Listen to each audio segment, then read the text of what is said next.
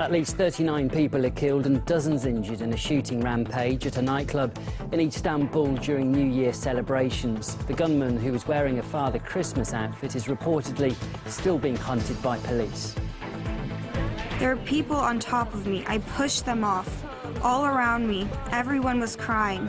There was a smell of gunpowder. The attack in Istanbul came just hours after the UN Security Council unanimously approved a resolution drafted by Russia and Turkey endorsing a nationwide ceasefire in Syria.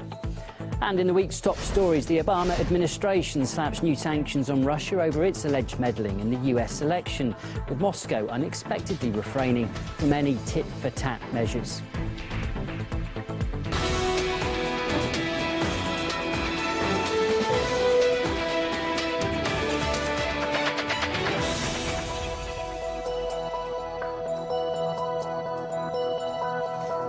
Hello, welcome. You're watching RT International this New Year's Day. Now we'll start with news from Turkey because a gunman has killed at least 39 people and injured dozens more at a nightclub in central Istanbul during New Year celebrations. There were at least 16 foreigners among the victims and a manhunt is still ongoing. Some of the survivors spoke to reporters and described what they'd seen. My husband was shielding me. There was gunfire. The special forces arrived and helped us out.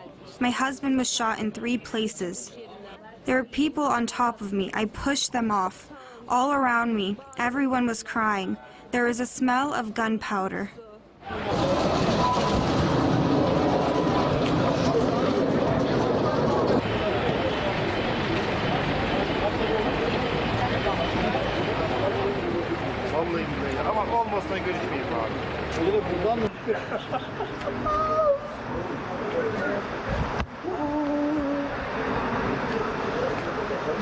Well, the governor of the Istanbul province has described the shooting as an act of terrorism, and President Tayyip Erdogan has said he is deeply saddened by the news, although no terrorist group has so far claimed responsibility.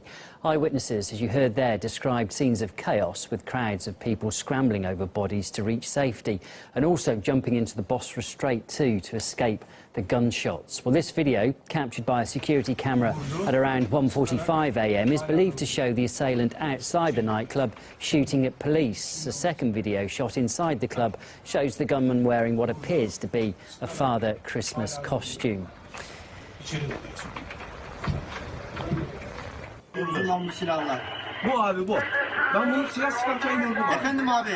It is believed that 700 people were inside that nightclub when the shooting started. The venue is located on the European shore of the Bosphorus Strait in central Istanbul. We spoke to Robert English. He's the director of the School of International Relations at Southern California University, about the level of security in Istanbul.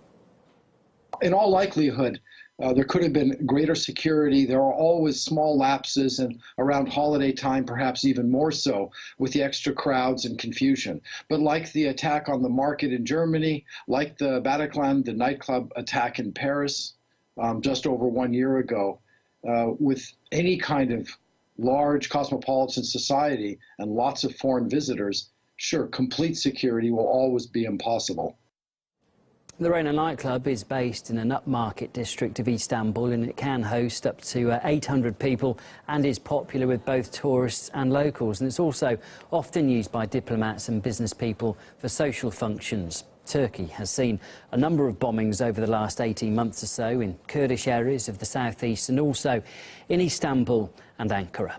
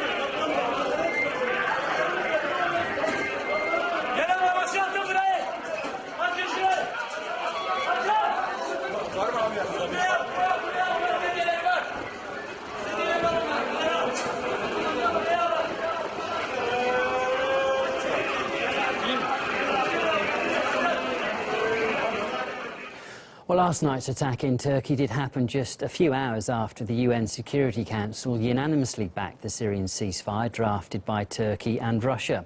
A retired US Air Force Lieutenant Colonel thinks that the Istanbul attack could be an act of revenge for Turkey's anti-ISIL operations in both Syria and also Iraq.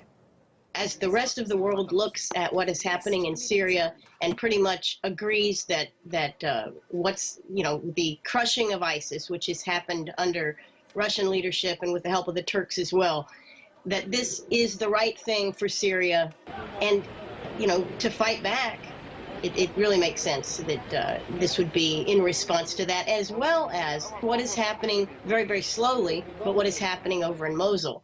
Also against ISIS. So you've got in many of these places where formerly ISIS was in control, now they're under siege.